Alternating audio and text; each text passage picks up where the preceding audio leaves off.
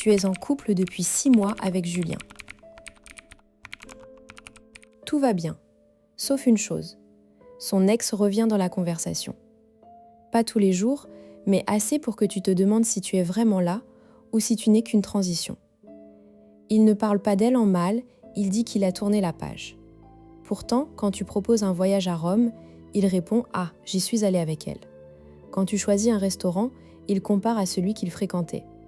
Subtilement, tu sens que son ombre plane. Tu as peut-être même tenté des stratégies, être plus présente, plus attentionnée, ou au contraire prendre tes distances pour lui laisser de l'espace. Rien n'y fait. L'ex est toujours dans un coin de sa tête. Tu te demandes si tu es assez bien, si tu aurais dû arriver plus tôt dans sa vie, mais la vérité est ailleurs. Le problème n'est pas toi, c'est le mécanisme de son cerveau. Et une fois que tu comprends ce mécanisme, tu peux agir concrètement pour qu'il t'associe, toi, aux émotions fortes et qu'elles deviennent un simple souvenir. Dans cette vidéo, tu vas découvrir pourquoi les hommes ont du mal à oublier une ex et surtout comment le processus de remplacement émotionnel peut accélérer ce deuil. Tu ne vas pas devenir une copie améliorée d'elle, tu vas devenir sa nouvelle référence affective. Je vais te donner 3 techniques précises avec des phrases exactes à utiliser, issues des travaux de la chercheuse Claudia Brumbaugh sur l'attachement et le remplacement. À la fin, tu sauras comment faire en sorte qu'il ne compare plus, parce que toi, tu es devenu son nouveau point de repère.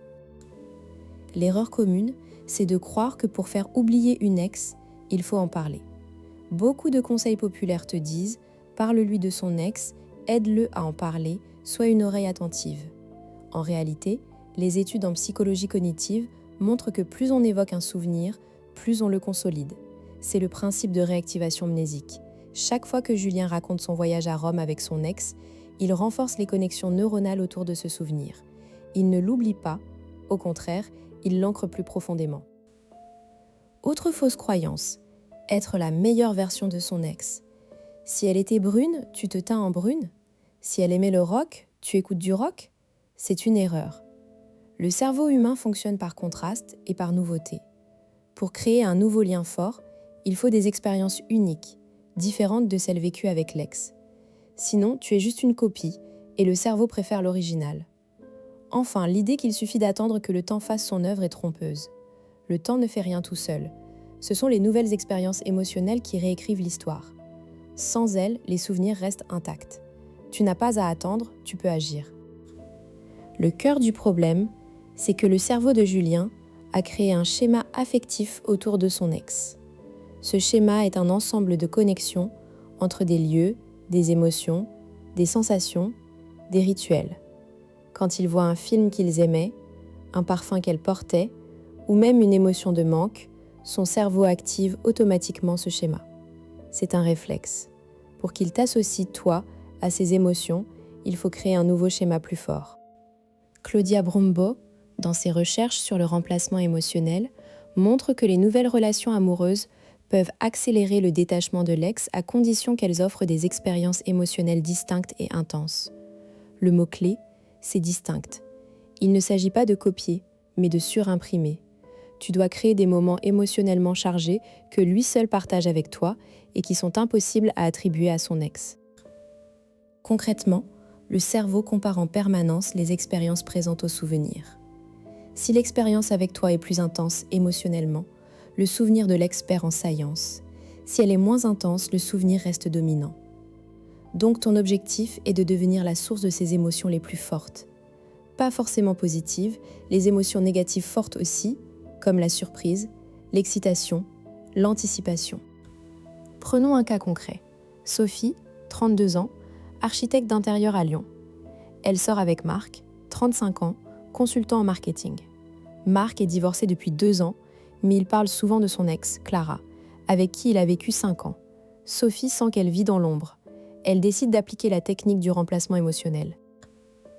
Sophie sait que Marc et Clara adoraient les week-ends à la campagne. Ils allaient toujours dans la même maison d'hôtes en Ardèche. Marc en parle avec nostalgie. Sophie ne propose pas d'y aller avec lui. À la place, elle organise un week-end surprise. Elle l'emmène dans une cabane dans les arbres, dans les Cévennes, un lieu totalement différent. Pas de maison d'hôtes cosy, mais une expérience rustique, avec une nuit à la belle étoile, un orage inattendu, une panne de voiture. Sophie garde son calme, rit de la situation, transforme la galère en aventure.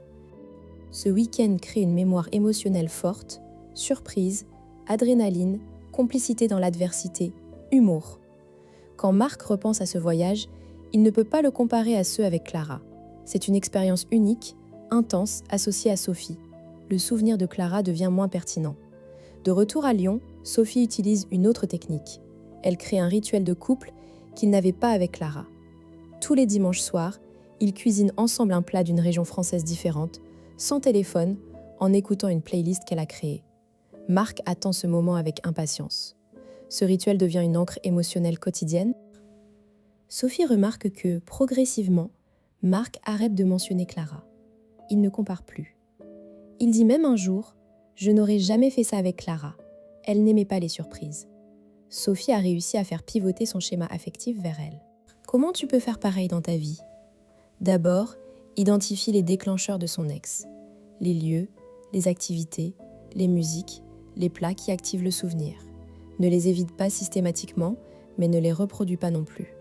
Quand il évoque un souvenir avec elle, ne pose pas de questions, ne compatis pas trop, change rapidement de sujet vers une expérience que vous avez vécue ensemble ou lance une activité qui exige de l'attention immédiate. Et si on allait voir ce film dont tout le monde parle ?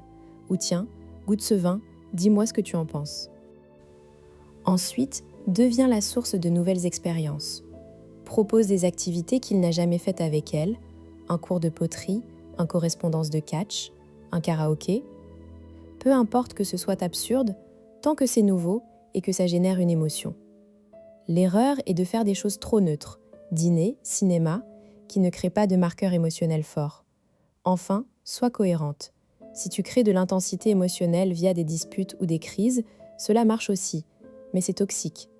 Mieux vaut viser des émotions positives, rire, excitation, tendresse, fierté partagée. L'important est l'intensité, pas le signe. Comprendre ce mécanisme change tout. Au lieu de te sentir en compétition avec une absente, tu sais que tu as le pouvoir de réécrire sa carte affective. Tu n'es pas en concurrence avec un souvenir.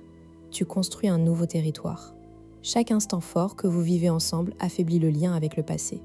Progressivement, les émotions liées à son ex s'estompent, faute d'être réactivées. Mais attention, si tu passes ton temps à lui rappeler son ex en posant des questions, ou si tu t'effaces pour ne pas le brusquer, tu renforces l'emprise du souvenir. Le silence n'est pas une stratégie, l'évitement non plus. La seule voie, c'est l'occupation active du terrain émotionnel.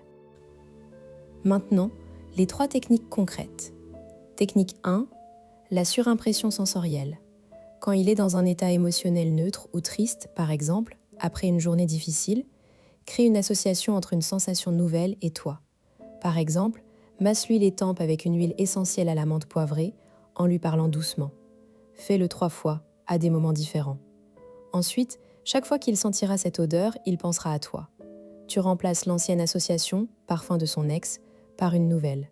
Phrase exacte, ferme les yeux, respire profondément. Ça va te détendre. Simple, efficace. Technique 2. La rupture de schéma. Quand il commence à comparer ou à évoquer un souvenir avec son ex, interrompt le schéma par une action inattendue. Par exemple, il dit « Clara adorait ce restaurant ». Toi, tu réponds pas sur le fond. Tu dis « Attends, j'ai une idée débile. Et si on commandait le plat le plus bizarre de la carte, les yeux fermés ?» Tu crées une bifurcation. Le cerveau ne peut pas maintenir 2 émotions contradictoires, la nostalgie et le rire. Le rire gagne. Entraîne-toi à avoir 3 brisures prêtes. Un jeu, une danse, une devinette. Technique 3. La création de souvenirs antérieurs fictifs mais plausibles. Raconte-lui un souvenir de ton enfance ou de ta vie avant lui, mais choisis un détail qui résonne avec une expérience qu'il aime. Par exemple, quand j'étais petite, mon père m'emmenait pêcher le dimanche matin. Il faisait toujours un concours de celui qui attrapait le plus petit poisson. Si Marc aime la pêche, ce récit crée une connexion émotionnelle avec toi et il associe ce souvenir agréable à ta personne. C'est du recadrage.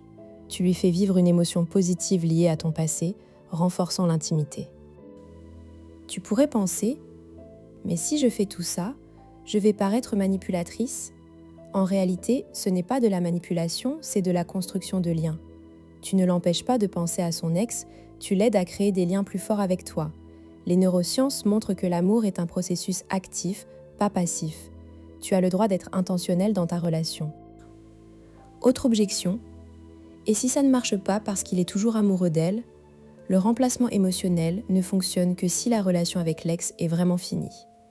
S'il la voit encore ou s'il entretient une ambivalence, tu ne peux pas rivaliser. Dans ce cas, la meilleure stratégie est de poser une limite claire. Je comprends que ce soit difficile, mais je ne peux pas être en couple avec quelqu'un qui n'est pas pleinement présent. Parfois, le vide que tu crées en partant est plus efficace que ta présence. Enfin, et s'il ne fait aucun effort? Une relation, c'est deux personnes. Si tu es la seule à créer des expériences, à surimprimer, à briser les schémas et qu'il reste passif, le déséquilibre est trop grand. Le remplacement fonctionne s'il y a une réciprocité émotionnelle. Si tu donnes tout et qu'il ne donne rien, ce n'est pas un problème de remplacement, c'est un problème d'investissement. Rappelle-toi de Sophie et Marc. Sophie n'a pas attendu que Marc oublie Clara. Elle a agi. Elle a créé des expériences uniques, des rituels, des émotions fortes. En quelques semaines, Marc a cessé de comparer, parce que Sophie est devenue sa nouvelle norme. Le cerveau humain est conçu pour s'attacher à ce qui est intense et nouveau. Soit cette intensité, soit cette nouveauté. Et si tu veux aller plus loin, abonne-toi, clique sur la cloche et partage en commentaire. Quelle technique vas-tu essayer ce soir? Moi, je parie sur la rupture de schéma.